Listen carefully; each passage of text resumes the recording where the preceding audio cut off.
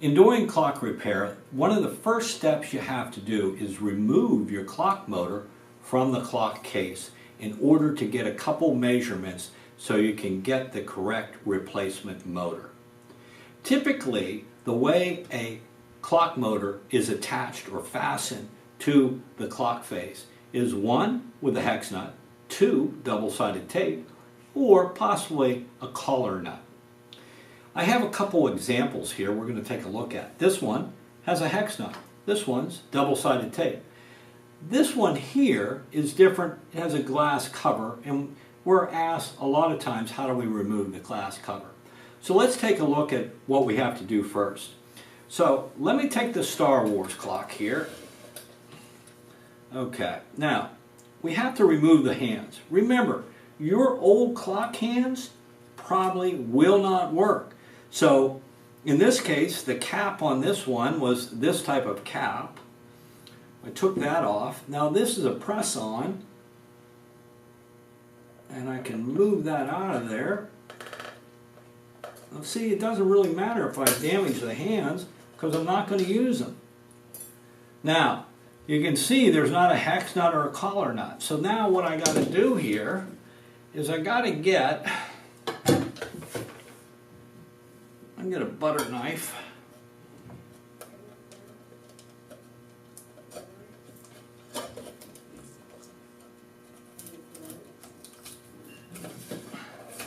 There you go, double-sided tape, and I removed the motor. All right, let me put this to the side.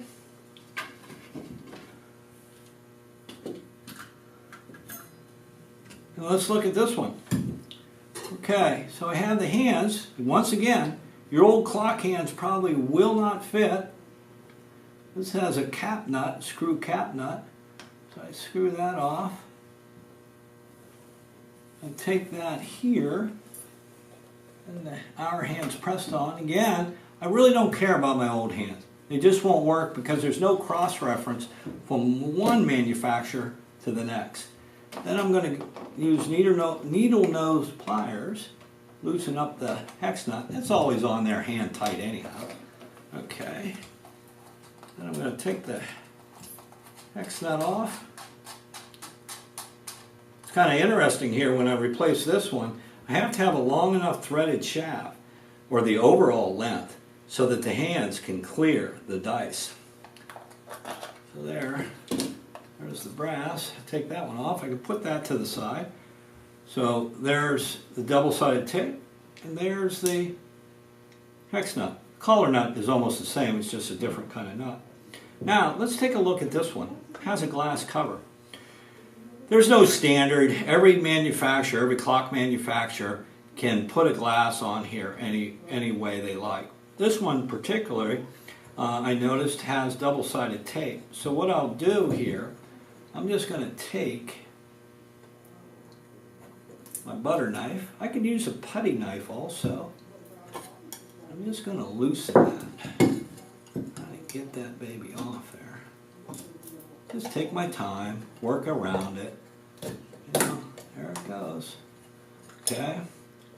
If I go through there and I hurt those existing hands, doesn't matter. Can't use the existing hands.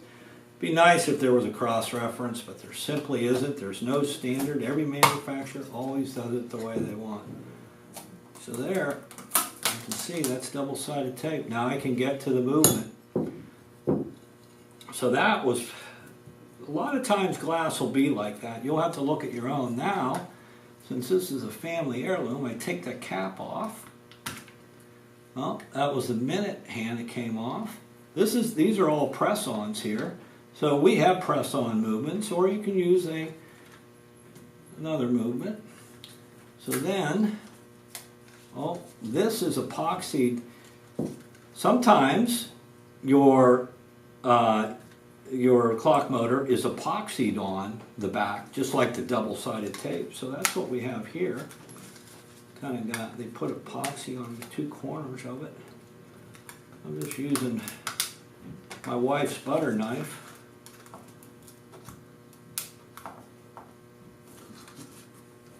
And you just kind of go around it, kind of work it so you don't break it. There you go. Take your time with it. There. You can see the epoxy that was on each corner.